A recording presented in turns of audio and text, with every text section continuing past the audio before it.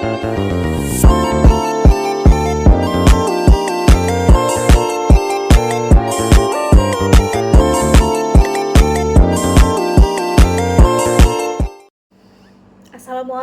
warahmatullahi wabarakatuh. Halo semuanya, perkenalkan saya Nada Syifa Ataya dengan nomor pokok mahasiswa 2315076. Nah, di sini saya ingin mempresentasikan hasil dari jurnal kami yang berjudul Ukuran Perusahaan, Profitabilitas dan Kebijakan Hutang terhadap Nilai Perusahaan. Nah, yang menyusun jurnal ini yaitu saya Nada Syifa Ataya, lalu Gloria Oktavania Panjaitan, Rani Rosya Tamba, dan Samara Naila Safitri. Dan kami juga dibimbing oleh Ibu Ansuci Ajahra, SEMSI, yang juga selaku dosen pengampu mata kuliah akuntansi, liabilitas, dan ekuitas. Nah, langsung saja di sini ada abstrak. Saya menjelaskan mengenai abstrak terlebih dahulu. Penelitian ini bertujuan untuk menganalisis dampak kebijakan hutang, profitabilitas, dan ukuran perusahaan terhadap nilai perusahaan pada perusahaan yang terdaftar di Bursa Efek Indonesia selama periode 2019 sampai 2023. Penelitian ini menggunakan pendekatan kuantitatif dengan menggunakan analisis regresi linear berganda untuk mengevaluasi pengaruh parsial dan simultan dari variabel-variabel independen terhadap nilai perusahaan. Temuan ini mengidentifikasikan bahwa ukuran perusahaan secara signifikan mempengaruhi nilai perusahaan, karena perusahaan yang lebih besar seringkali menunjukkan stabilitas dan menarik minat investor yang lebih besar. Hasil regresi menunjukkan ukuran perusahaan yang diukur dengan logaritma natural dikali dengan total aset memiliki nilai T sebesar minus 0,516 dengan tingkat signifikan 0,610 yang mengidentifikasikan tidak ada pengaruh langsung terhadap nilai perusahaan. Profitabilitas yang diukur dengan margin laba kotor tidak menunjukkan pengaruh yang signifikan terhadap nilai perusahaan, dengan nilai T sebesar minus 1,289 dan nilai P sebesar 0,206. Demikian pula kebijakan utang yang diwakili dengan debt to equity ratio atau DER menghasilkan nilai T sebesar 389 dengan nilai P sebesar 0,174 yang menunjukkan bahwa meskipun kebijakan hutang memiliki arah yang positif, kebijakan tersebut tidak secara signifikan meningkatkan nilai perusahaan. UJF lebih lanjut menegaskan bahwa variabel-variabel independen tidak secara simultan mempengaruhi nilai perusahaan dengan signifikan statistik F sebesar 0,319 atau dia lebih besar dari 0,05. Nah, temuan ini menggarisbawahi pentingnya mengoptimalkan ukuran perusahaan karena perusahaan yang lebih besar secara inheren mencerminkan ketahanan operasional dan daya tarik investasi yang lebih baik. Selain itu, hasil penelitian ini menyoroti perlunya manajemen risiko keuangan yang cermat terkait penggunaan utang untuk menjaga keseimbangan antara pertumbuhan dan stabilitas. Penelitian ini memberikan kontribusi pada bidang manajemen keuangan dengan memberikan bukti empiris mengenai faktor penentu nilai perusahaan dalam konteks Indonesia. Nah, di sini ada kata kuncinya, yaitu nilai perusahaan, profitabilitas, kebijakan hutang, dan nilai perusahaan. Nah, di sini ada pendahuluan. Nilai perusahaan adalah ukuran penting yang merepresentasikan kesehatan finansial, posisi pasar, dan kemampuan perusahaan untuk menghasilkan imbal hasil bagi para pemangku kepentingan. Sejumlah faktor seperti ukuran bisnis, profitabilitas, dan kebijakan hutang mempengaruhi nilai perusahaan. Ukuran perusahaan yang sering diukur dengan total aset sering digunakan sebagai indikator stabilitas operasional dan kemampuan perusahaan untuk mengolah risiko secara efektif. Perusahaan yang lebih besar dianggap memiliki banyak sumber daya untuk mengatasi tantangan pasar dan menarik kepercayaan investor karena skala ekonomi dan akses yang lebih mudah ke pendanaan eksternal. Nah, di sini ada profitabilitas. Profitabilitas yang mencerminkan kemampuan perusahaan untuk menghasilkan laba relatif terhadap pendapatan atau asetnya. Adalah faktor penentu penting lainnya dari nilai perusahaan. Profitabilitas yang tinggi seringkali dipandang sebagai tanda manajemen efisien dan keberhasilan operasional. Hal ini menarik investor dengan menunjukkan potensi perusahaan untuk menghasilkan imbal hasil yang besar. Namun, hubungan profitabilitas dan nilai perusahaan dapat mempengaruhi kondisi industri dan strategi manajemen. Nah, di sini ada kebijakan hutang. Kebijakan hutang yang diwakili oleh debt to equity ratio atau DER mencerminkan pendekatan perusahaan dalam mendanai operasinya melalui utang relatif terhadap ekuitas. Teori-teori seperti teori struktur modal Mogliani dan Miller menyatakan bahwa penggunaan utang yang moderat dapat menguntungkan perusahaan melalui penghematan pajak. Namun, tingkat utang yang berlebihan dapat meningkatkan risiko keuangan dan dapat membahayakan nilai perusahaan selama penurunan ekonomi. Nah, di sini ada metode penelitiannya. Penelitian ini menggunakan pendekatan kuantitatif yang dipilih karena kemampuannya untuk memberikan hasil yang objektif dan terstruktur atau terukur. Menurut Creswell 2014, penelitian kuantitatif melibatkan investigasi empiris yang sistematis terhadap fenomena yang dapat diamati melalui teknik-teknik statistik, matematis, dan komputasi. Dalam konteks ini, penelitian ini menggunakan analisis regresi linear berganda untuk mengevaluasi pengaruh parsial dan simultan dari kebijakan utang, profitabilitas, dan ukuran perusahaan terhadap nilai perusahaan. Analisis regresi linear berganda adalah alat statistik yang kuat yang memungkinkan untuk menguji hubungan antara beberapa variabel independen dan sebuah variabel dependen. Menurut Ghazali 2011, metode ini sangat cocok digunakan untuk penelitian bertujuan untuk mengetahui tingkat pengaruh variabel independen, seperti logaritma natural kali total aset, gross profit margin, dan debt to equity ratio atau DER terhadap variabel dependennya atau price to book value. Nah, populasi penelitian ini mencakup perusahaan-perusahaan yang terdaftar di Bursa Efek Indonesia antara tahun 2019 sampai 2023. Perusahaan ini dipilih karena menggunakan metode purposive sampling untuk memastikan bahwa semua sampel memenuhi kriteria tertentu yang relevan dengan tujuan penelitian. Sebagai contoh, perusahaan yang termasuk dalam sampel harus memiliki data keuangan yang lengkap untuk periode yang ditentukan dan memenuhi kriteria seperti status perdagangan aktif dan stabilitas keuangan. Pengumpulan data melibatkan data sekunder dari laporan keuangan, laporan tahunan, dan catatan lain yang tersedia untuk umum. Statistik deskriptif digunakan untuk menganalisis tendensi sentral dan menyebabkan data, termasuk nilai rata-rata, median, deviasi standar, dan rentang. Setelah uji asumsi klasik yang terdiri dari normalitas, multikolonialitas, heteroskedastisitas, dan autokorelasi, validitas regresi dikonfirmasi untuk memastikan hasil yang dapat diandalkan. Metodologi ini memberikan kerangka kerja yang komprehensif untuk memahami faktor-faktor penentu nilai perusahaan dan sejalan dengan praktik-praktik terbaik dalam penelitian keuangan, seperti yang diuraikan oleh Sujarweni 2014. Nah, di sini ada hasil dan pembahasan. Kita bahas ukuran perusahaan terlebih dahulu.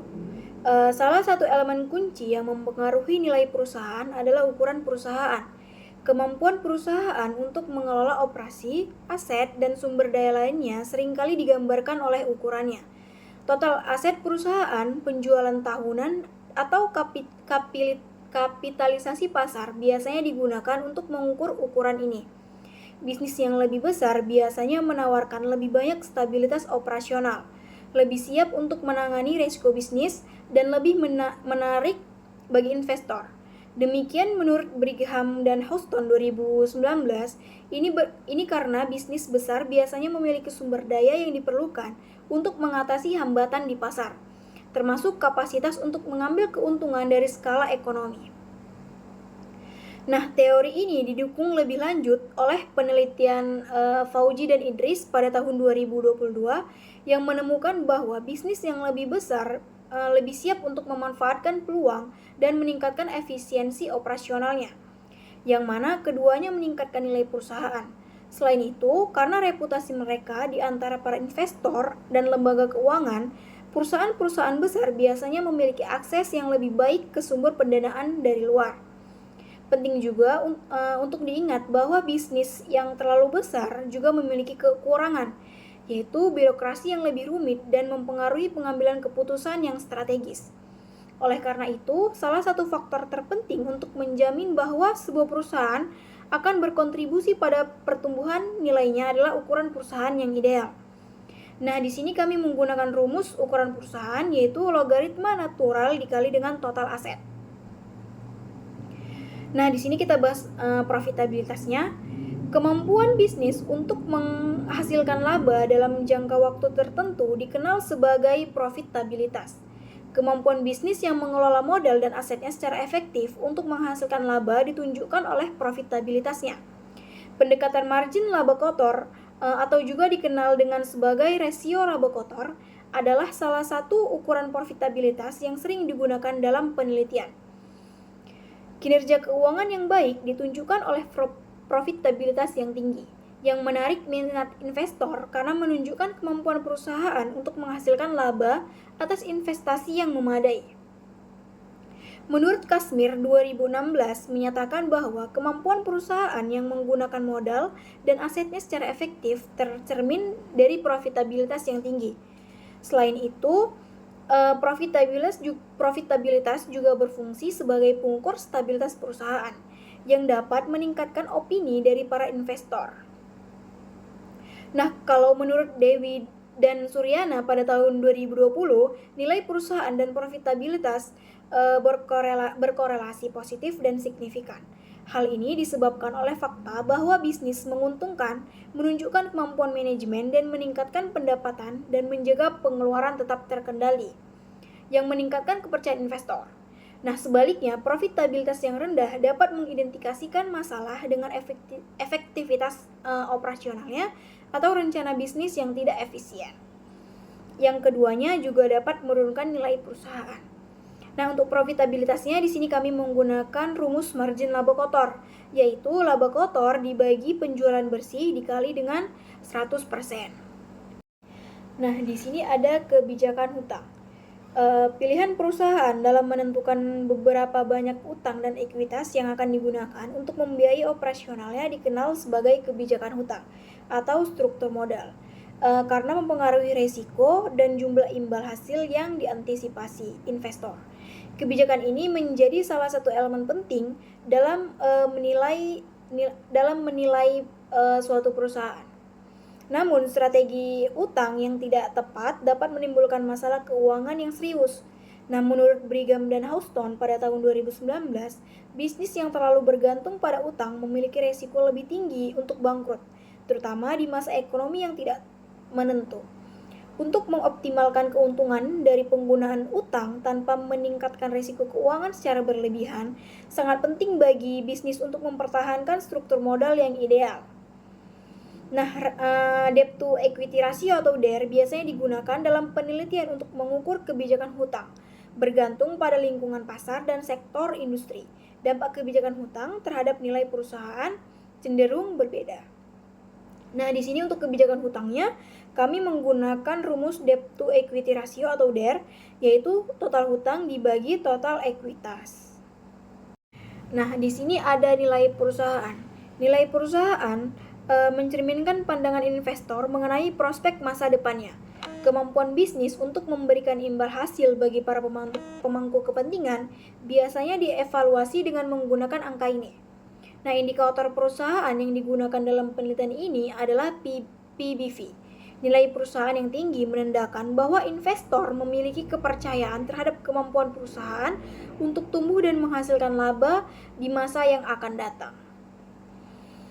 Nah, menurut Jensen dan McCling menyatakan bahwa faktor eksternal seperti kondisi pasar, pembatasan pemerintah, dan tren industri memiliki dampak pada nilai bisnis. Selain karakteristik internasional seperti ukuran perusahaan, profitabilitas, dan kebijakan utama. Nilai perusahaan yang mewakili keseimbangan yang ditawarkan perusahaan antara risiko dan imbal hasil. Seringkali menjadi salah satu pilar yang mendasari pengambilan keputusan investasi di pasar modal. Menurut penelitian empiris, perusahaan dengan hasil keuangan yang kuat, ukuran yang besar, dan strategi manajemen utang yang ideal biasanya memiliki nilai perusahaan yang lebih besar. Untuk mendapatkan kepercayaan jangka panjang dari para investor, manajemen perusahaan harus tetap menjunjung tinggi keterbukaan dan data kelola yang baik. Nah, di sini kami nilai perusahaan yang menggunakan price to book value, yang PBV yang udah dijelaskan tadi. Price to book value yaitu harga pasar per saham dibagi dengan nilai buku per saham. Nah, di sini ada hasil penelitian. Temuan-temuan ini menunjukkan bahwa meskipun kebijakan hutang tidak memiliki dampak yang nyata terhadap nilai bisnis, namun ukuran perusahaan dan profitabilitas memiliki dampak yang nyata. Perusahaan yang lebih baik menarik bagi para investor karena mereka menunjukkan stabilitas operasionalnya, kapasitas pengambilan risiko, dan efisiensi skala yang lebih baik. Kapasitas perusahaan untuk mengelola aset secara efektif dan menghasilkan laba ditunjukkan dengan profitabilitasnya yang tinggi, yang diukur dengan margin laba kotor. Hal ini membuat perusahaan menarik bagi para investor dan merupakan indikasi keuangan yang kuat. Selain itu, nilai perusahaan tidak terpengaruh secara signifikan oleh kebijakan hutang, meskipun kebijakan hutang tersebut berada pada arah yang baik. Hal ini menunjukkan bahwa meskipun penggunaan utang sebagai sumber pendanaan dapat memberikan keuntungan seperti penghematan pajak dalam jumlah tertentu, utang harus digunakan dengan bijak untuk mengurangi bahaya kebangkrutan. Secara umum, kriteria internal seperti ukuran bisnis dan profitabilitas yang mengidentifikasikan beberapa aset dikelola dan aktivitas dijalankan memiliki dampak yang lebih besar pada nilai perusahaan. Nah, sekarang ini kita masuk ke uji normalitasnya.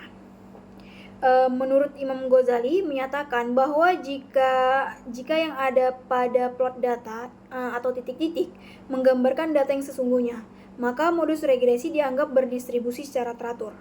Nah, di sini kan titik-titiknya itu mengikuti garis kan, maka datanya bisa dikatakan datanya normal. Nah, untuk memastikannya lagi, nah kita uji lagi nih. Nah, di sini dia. Kita lihat nilai asimsiknya. Ya kan? Pada tabel uji Kolmogorov-Smirnov pada bagian asimsik standardized residual diperoleh nilai sebesar 0,072 yang berarti data berdistribusi normal. Karena dalam ketentuannya jika nilai asimsiknya itu lebih kecil dari 0,05, maka data tidak berdistribusi normal. Dan begitu pun sebaliknya. Nah, di sini itu nilai asimsiknya itu 0,072. Nah, yang berarti itu lebih besar dari 0,05. Nah, yang berarti itu data berdistribusi normal.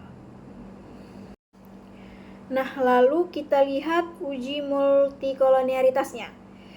Menurut Imam Ghazali menegaskan bahwa jika nilai toleransinya itu lebih besar dari 0,100 dan nilai FIF-nya itu lebih kecil dari 10, maka tidak terjadi gejala multikolonialitas.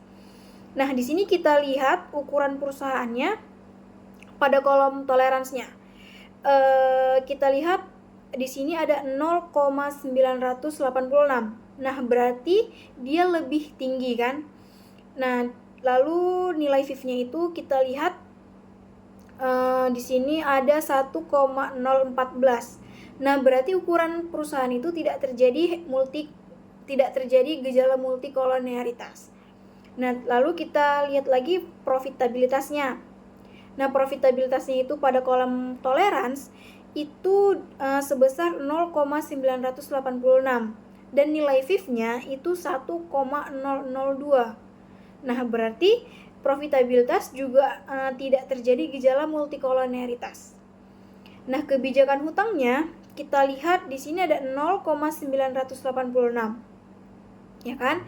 Nah, nilai FIF-nya itu 1,014. Nah, maka kebijakan hutang juga tidak terjadi gejala multikolonialitas. Nah, tabel koefisien menunjukkan bahwa nilai tolerans lebih besar dari 0,100 dan nilai FIF-nya itu lebih kecil dari 10, membuktikan bahwa tidak ada gejala multikolonialitas. Nah, di sini kita lanjut uji heteroskedastisitas. Jika tidak ada pola yang jelas atau bergelombang melebar kemudian menyempit pada gambar scatter plot serta titik-titik menyebar di atas dan di bawah angka 0 pada sumbu Y, maka tidak terjadi heteroskedastisitas. Nah, ini kan titik-titiknya ini menyebar, ya kan? Berarti scatter plot di atas menunjukkan bahwa gejala heteroskedastisitas itu tidak ada karena titik-titiknya itu menyebar. Gitu. Nah, di sini kita lanjut ke uji autokorelasi. Menurut Imam Ghazali menegaskan bahwa jika nilai Darwin-Watson berada di antara DU dan 4 kurang DU, maka tidak ada tanda-tanda autokorelasi. Nah, di sini udah kita bisa lihat pada tabelnya kan. Distribusi nilai tabel Darwin-Watson berdasarkan K3. K3 itu tiganya itu dari variabel independen. Yang tadi ukuran perusahaan, profitabilitas, dan kebijakan hutang. Dan N itu adalah jumlah datanya. Nah, jadi datanya itu ada 38. Dengan signifikan 5% dicari nilai DU. Darwin-Watson-nya itu bisa kita lihat dari tabel itu 1,178. Lalu 4 kurang DU-nya itu 2,344 dan DU-nya itu 1,656. Kenapa? Udah diketahui nih nilai 4 kurang DU dan nilai DU-nya gitu kan. Karena kami sudah mencari di tabel autokorelasinya. Dia ada tabel Darwin-Watson. Nah, di situ kami udah cari dan dapatlah nilai 1,656. Nah, ini adalah nilai Darwin-Watson pada signifikan 5%. Hal ini mengidentifikasikan adanya gejala autokorelasi karena Darwin-Watson berada di luar kisaran DU dan 4 DU. Nah, di sini ada uji hipotesis. H1, ukuran perusahaan berpengaruh signifikan terhadap nilai perusahaan. H2, profitabilitas berpengaruh signifikan terhadap nilai perusahaan. H3, ukuran perusahaan berpengaruh signifikan terhadap nilai perusahaan. Nah, HA1-nya, ukuran perusahaan tidak berpengaruh secara signifikan terhadap nilai perusahaan. HA2, profitabilitas tidak berpengaruh secara signifikan terhadap nilai perusahaan. HA3, ukuran perusahaan tidak berpengaruh secara signifikan terhadap nilai perusahaan. Nah, di sini ada ketentuannya. Jika nilai signifikan lebih kecil dari 0,05, maka terdapat pengaruh variabel independen terhadap variabel dependen. Nah, jika nilai signifikannya lebih besar dari 0,05, maka tidak ada pengaruh variabel independen terhadap variabel dependen. Nah, di sini ada uji parsial. Kita sudah bisa melihat tabelnya. Jika nilai signifikannya lebih besar dari 0,05, maka tidak ada pengaruh variabel bebas atau variabel X atau variabel independen terhadap variabel terikat atau variabel dependen atau Y. Atau variabel ditolak, begitu juga sebaliknya. Tabel di atas menunjukkan nilai signifikan X1 sebesar 0,610, maka H1 ditolak dan HA1 diterima. Hal ini berarti tidak terdapat pengaruh ukuran perusahaan terhadap nilai perusahaan. Nah, yang kedua, nilai signifikan X2 atau profitabilitas itu sebesar 0,206, maka H2 ditolak dan HA2 diterima. Hal ini berarti tidak terdapat pengaruh profitabilitas terhadap nilai perusahaan. Nah, yang ketiga itu nilai signifikan X3 sebesar 0,174, yang berarti HA3 itu ditolak dan yang berarti H0 itu ditolak dan HA3 itu diterima.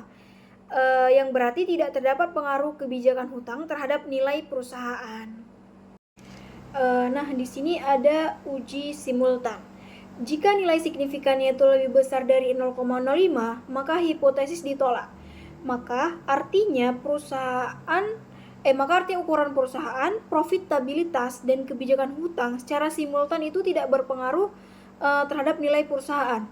Jadi bisa kita lihat di sini pada tabelnya, pada ANOVA tabel, di sini nilai signifikannya itu sebesar 0,319, yang berarti dia lebih besar dari 0,05. Nah, berdasarkan tabel di atas menunjukkan nilai signifikan sebesar 0,319, yang berarti variabel independen atau X tidak berpengaruh secara simultan terhadap variabel dependen atau Y. Nah, di sini ada kesimpulannya. Nilai perusahaan secara signifikan dipengaruhi oleh ukuran perusahaan. Perusahaan yang lebih besar lebih menarik bagi investor dan mencerminkan keandalan operasional. Meskipun memiliki korelasi dengan nilai perusahaan, profitabilitas dan kebijakan hutang tidak secara signifikan mempengaruhi nilai perusahaan. Hal ini mengimplikasikan bahwa untuk memaksimalkan nilai perusahaan, manajemen harus berkonsentrasi untuk mengoptimalkan ukuran perusahaannya. Untuk mengurangi resiko keuangan, kebijakan utang juga harus ditangani dengan baik pada saat yang sama. Nilai perusahaan tidak dipengaruhi secara signifikan oleh variabel independen, ukuran perusahaan, profitabilitas, dan kebijakan hutang. Nah, mungkin itu saja dari presentasi saya. Jika ada yang kurang, saya mohon maaf karena saya juga masih di tahap belajar. Untuk semuanya, terima kasih sudah menonton. Wassalamualaikum warahmatullahi wabarakatuh.